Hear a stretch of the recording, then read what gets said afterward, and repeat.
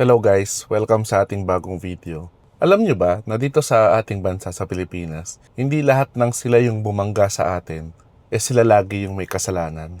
Bakit ganon? Pag-usapan natin sa video na to, ano ba ibig sabihin ng Doctrine of Last Clear Chance? Ano ba tong batas na to? At bakit makaka-apekto ito sa style ng driving mo? So ano, ready na ba kayo? Tara, let's roll! The drive of the mind. Learn as you roll, leave no one behind. Car Talks PH, your partner in the trip. Every story, every ride comes with a legit tip.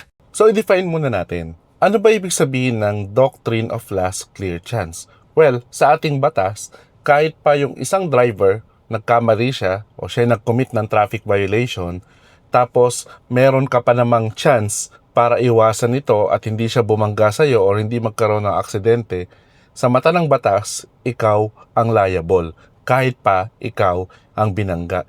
Kasi meron ka pang chance para sana iwasan yung aksidente na ito. So, ibig sabihin, halimbawa, may nakita kang reckless driver, nag-counterflow, alanganin yung overtake niya at medyo may time ka pa naman para pumreno or gumilid. Pero ang ginawa mo, tinuloy-tuloy mo pa rin, binusinahan mo lang kasi iniisip mo siya naman yung magiging may kasalanan.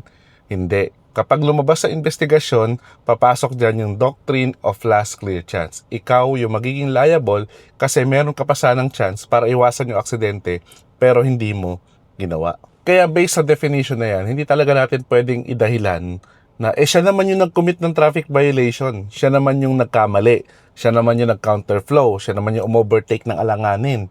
Diba? Hindi natin pwedeng gawing dahilan yan. Hindi ka ma-absuelto sa liability dyan. Kasi kung napatunayan na nakita mo na yung panganib o yung aksidente beforehand, pero hindi ka gumawa ng way para maiwasan ito, liable ka pa rin dyan.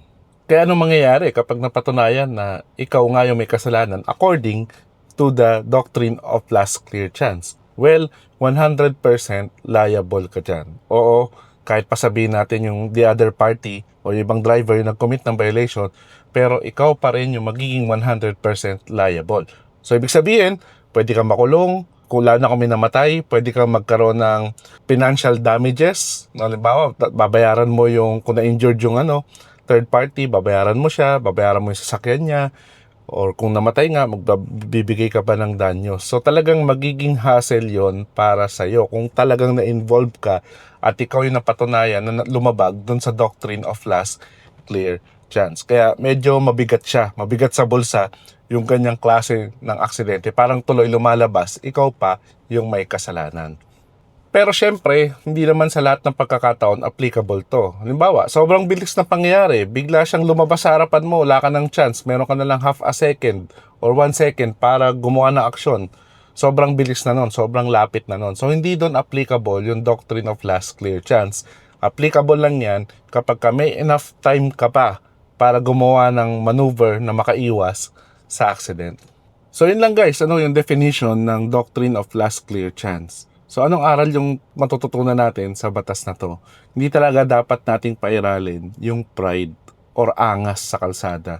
Kahit pa sabihin natin, nakita natin na yung other party, yung gumawa ng violation, hindi natin pwede talagang ipilit yung karapatan natin. Kaya magandang lesson to para sa atin guys, no? Kapag kami mga sumisingit, pasingitin na natin, hayaan na natin sila. No, safe ka na, nakaligtas ka pa sa liability ng Doctrine of Last Clear Chance. So yun lang guys, yung definition nito at kung ano yung advice ko sa inyo about it. Sana nakatulong sa inyo yung video na to. At kung nakatulong to, click mo na may like button at share mo na rin sa mga friends mo. Na lalo na kung medyo mainit yung ulo nila sa kalsada. So yun lang guys, kung hindi ka pa naka-follow or naka-subscribe kay Car Talks PH, click mo na yung follow button at subscribe button, pati notification bell para updated ka palagi sa mga latest happenings sa ating channel. So till next videos guys, always remember, drive safe and enjoy!